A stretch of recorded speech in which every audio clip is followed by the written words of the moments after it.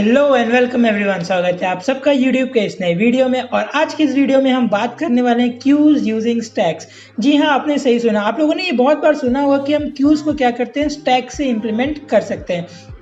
तो बेसिकली ये जो क्वेश्चन है leet code gigs for gigs और इंटरव्यू में बहुत ज़्यादा कॉमन क्वेश्चन है। तो बिलीव मी गाइस, इस वीडियो में बने रहिए मेरे साथ एंड तक ये जानने के लिए कि कैसे होता है। और मैं आपको गारंटी देता हूँ कि इस वीडियो के बाद आपको इसके कोड में बिल्कुल भी डाउट नहीं होगा, क्योंकि हम यहाँ पे बिल्कुल स्क्रैच से, बिल्कुल बेसिक से हम पहले क्यू को समझेंगे और फिर ये समझेंगे कि क्यू को इम्प्लीमेंट करने के लिए कितने स्टैक्स की ज़रूरत होती है, और फिर हम इसको कोड में भी देखने वाले हैं। और अगर अभी तक आप लोगों ने वीडियो को लाइक नहीं किया और चैनल को सब्सक्राइब नहीं किया तो जाके कर दीजिए। बढ़ते हैं वीडियो में आगे की तरफ। तो बेसिकली जब हमें क्यू को इंप्लीमेंट करना होता है तो क्यू क्या होता है? क्यू होता है कि फर्स्ट इन फर्स्ट आउट, मतलब जो पहले घुसा वो सबसे पहले निकलना भी चाहिए, राइट। तो अगर मैं बोलूँ कि अगर क्यू है तो अभी क्यू को क्या करना है कि अगर मेरे को स्टैक से इंप्लीमेंट करना है तो मुझे दो स्टैक्स की जरूरत होगी। पहला स्टैक, दोनों स्टैक क्या होगी? एम्प्टी होगी। अब मैं मान लेता हूँ कि मेरे पास कुछ डेटा है, जैसे मान लेता हूँ 2, 3, 5, 6, 7 और 8। मेरे पास ये सारे डेटा है। अब मेरे को क्या करना है, इस सारे डेटा को क्यू के अंदर डालना है। तो मैं क्या करूँगा, दो एम्प्टी स्टैक लूँगा और फिर मैं क्या करूँगा कि पहले वाले स्टैक में डेटा डाल दूंगा, और फिर जब मुझे नया डेटा डालना पड़ेगा तो मैं पहले स्टैक से सारा डेटा को निकाल के दूसरे स्टैक में डालूंगा, और फिर अपने नए वाले डेटा को पहले स्टैक में डाल के फिर दूसरे स्टैक से सारा सामान निकाल के मैं पहले स्टैक में डालूंगा। आई नो थोड़ा सा ये कंफ्यूजिंग होगा, लेकिन बने रहिए वीडियो में, मैं आपको इसको कोड करके दिखाऊंगा कि हम इसे एक्चुअली कर क्या रहे हैं यहाँ पे। तो चलिए हम इस कोड में शुरू करते हैं। तो सबसे पहले मैं क्या मान लेता हूँ कि एक क्लास मान लेता हूँ, क्लास QUEUES क्यूज। हमने क्यू करके क्लास मान लिया। अब इसके अंदर हम अपना जो भी काम होगा वो करेंगे। तो आप लोगों को पता होगा कि हमें सबसे पहले क्लास के अंदर कंस्ट्रक्टर डिफाइन करना होता है। तो मैंने यहाँ लिखा कंस्ट्रक्टर, और अब हम इसके अंदर क्या करेंगे, इसका जो भी होगा वो हम डिफाइन कर लेंगे। तो क्यू को करने के लिए क्या चाहिए हमें? सबसे पहले दो स्टैक चाहिए होगा, राइट। जैसे कि मैंने आपको बोला कि क्यू को इंप्लीमेंट करेंगे हम दो स्टैक के हेल्प से। तो मैं दो स्टैक डिफाइन कर लेता हूँ। तो मैं पहला स्टैक का नाम देता हूँ स्टैक 1, ठीक है। और दिस कीवर्ड का यूज हमेशा करना पड़ेगा क्योंकि हम क्लास के अंदर है। तो हम पहले स्टैक 1 डिफाइन करते हैं, और इनिशियली इसको क्या करते हैं, एक एरे होता है, क्योंकि स्टैक क्या होता है, स्टैक एक्चुअली एक एरे ही है। हम एरे की तरह इसको यूज करने वाले हैं, ठीक है। और अब हम एक अपना दूसरा वेरिएबल डिफाइन कर लेते हैं और इसका नाम दे देते हैं कि हम स्टैक 2, और this is equal to an array. मतलब हमने दो एरे डिफाइन कर लिया, बेसिकली दो स्टैक डिफाइन कर लिया है। अब हम बढ़ते हैं वीडियो में आगे और हम समझेंगे कि हम स्टैक में इंसर्ट कैसे करेंगे और फिर कैसे डिलीट करेंगे। तो सबसे पहले मैं यहाँ पे क्या कर लेता हूँ, अपने क्लास का एक ऑब्जेक्ट बना लेता हूँ। तो मैं लिख लेता हूँ कि कॉन्स्ट माई QUEUE। तो माई क्यू मेरा एक ऑब्जेक्ट है और this is equal to new और QUEUE, और यहाँ पे मैं क्या करूँगा, एक कंस्ट्रक्टर को हमारे पास कॉल कर लूँगा, ठीक है। तो ये हमारा बन चुका है ऑब्जेक्ट। अब हम क्या करेंगे, माई क्यू वाले ऑब्जेक्ट से हम अपना फंक्शन को कॉल करेंगे। तो सबसे पहले मैं फंक्शन क्या लिखना पड़ेगा, NQ और DQ का। NQ मतलब क्यू के अंदर वैल्यू को इंसर्ट करना, और DQ मतलब क्यू से वैल्यू को डिलीट करना। तो मैं क्या करता हूँ कि माई, यहाँ पे हम NQUEUE और यहाँ पे ये फंक्शन बना के अब हम क्या करते हैं, इसके अंदर डेफिनेशन लिख लेते हैं। तो सबसे पहले तो हमें क्या करना पड़ेगा, इसके अंदर कुछ डेटा पास करना पड़ेगा, क्योंकि हमें क्यू में क्या डेटा को इंसर्ट करना है, क्या वैल्यू को इंसर्ट करना है वो लिखना पड़ेगा। तो डेटा से अच्छा मैं क्या लिख लेता हूँ, यहाँ पे वैल्यू लिख लेता हूँ, ज़्यादा कंफर्टेबल होगा। और मैं यहाँ पे आके क्या करूँगा कि माई क्यू डॉट, और यहाँ पे हम NQ को कॉल कर देंगे, और अब हम यहाँ पे क्या करेंगे, डेटा मान लेते हैं मेरे को 2 इंसर्ट करना है। अब हम इसका लॉजिक लिखते हैं कि अब हम करने क्या वाले हैं।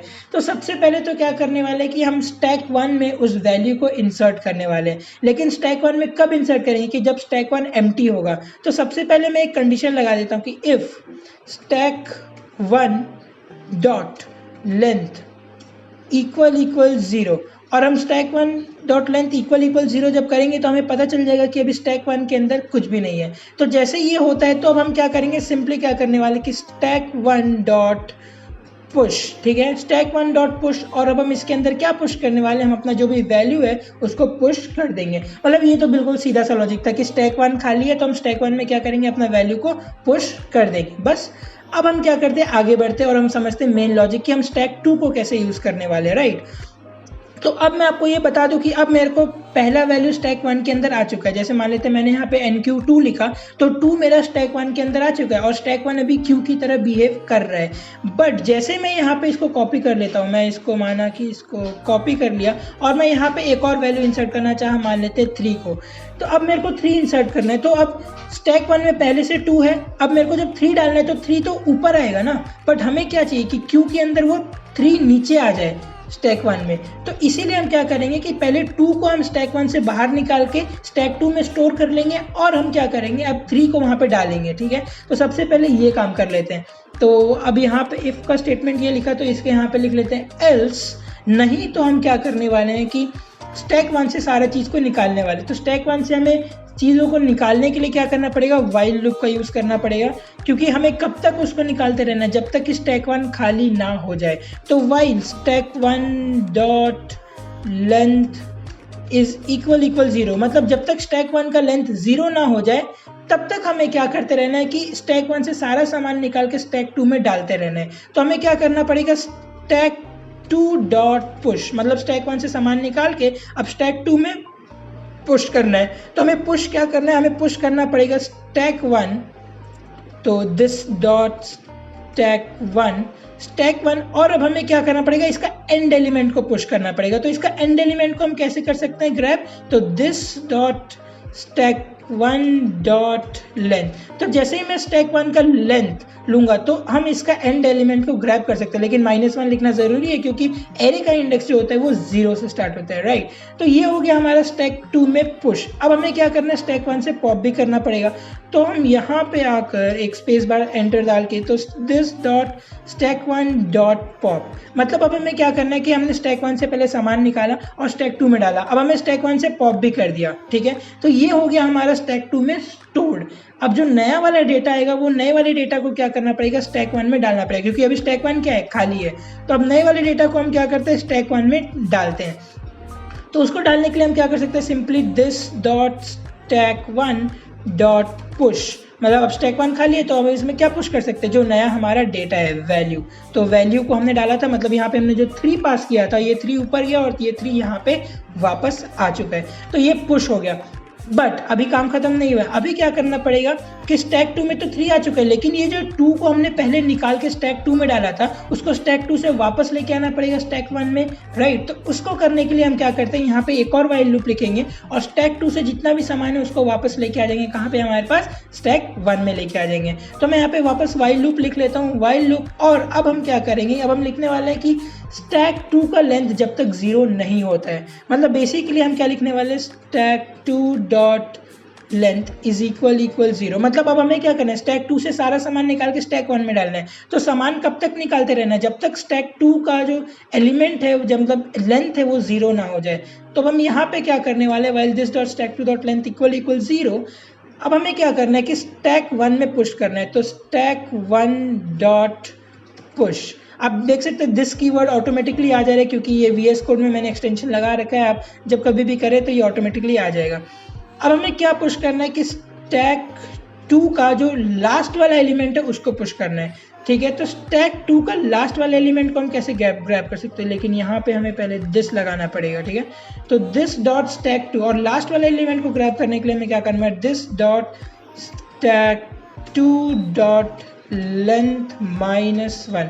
तो जैसे हम ये करें कि हमने क्या किया, स्टैक 2 का लास्ट वाले एलिमेंट को ग्रैब कर लिया और उसको हमने क्या किया, स्टैक 1 में पुश कर दिया है। अब हमें इसके बाद क्या करना पड़ेगा कि स्टैक 2 से पॉप कर देना पड़ेगा सब कुछ, ठीक है। तो मैं यहाँ पे क्या लिखूंगा, this dot stack 2 dot pop. तो जैसे मैं ये काम करूंगा अब हमारा स्टैक 2 से भी पॉप होना स्टार्ट हो जाएगा और ये बेसिकली क्या हो जाता है, हमारा लॉजिक कंप्लीट हो जाता है पूरी तरीके से। इसके अलावा हमें कुछ करने की ज़रूरत नहीं होती है। अब मैं आपको इसको रन करके दिखा देता हूँ कि ये एक्चुअली में कैसे काम कर रहा होता है। तो फिलहाल मैं इसको जब मैं रन करूँगा तो आपको कुछ डिस्प्ले नहीं दिखेगा। आपको आप यहाँ देख सकते हैं कि आपको यहाँ पे कुछ डिस्प्ले नहीं दिख रहा है, क्योंकि यहाँ पे मैंने अभी कुछ डिस्प्ले का फंक्शन लिखा ही नहीं, अभी तो हमने सिर्फ लॉजिक लिखा है, हमने कुछ डिस्प्ले नहीं किया है। तो चलिए हम इसको क्या करते हैं, डिस्प्ले भी कर लेते हैं।